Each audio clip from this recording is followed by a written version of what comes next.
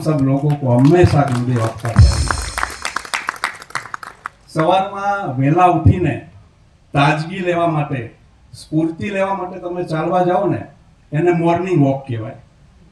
Doctor કહે કે તમારે ડાયાબિટીસ વધી ગયો છે, કોલેસ્ટ્રોલ વધી ગયો છે, તમારે ચાલવું પડશે. ઘરમાં, ઓફિસમાં કે સંઘમાં તમારું ચાલે કે ના ચાલે, પણ તમારે ચાલવું પડશે. ડોક્ટર કહે અને તમે ચાલવા જાઓ, એને મોર્નિંગ વોક કહેવાય. પત્ની સવારમાં વહેલા ઉઠાડે અને કહે કે આજે બહુ સરસ વાતાવરણ છે, થોડું ચાલી આવીએ.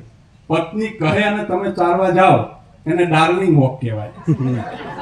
સવારમાં તમે ચાલવા જતા હોય અને કોઈ પુરુષનું જબરજસ્ત શરીર હોય, જબરજસ્ત સ્ફૂર્તિથી દોડતો હોય, એને જોઈને તમને બળતરા થાય, એને બર્નિંગ વોક કહેવાય.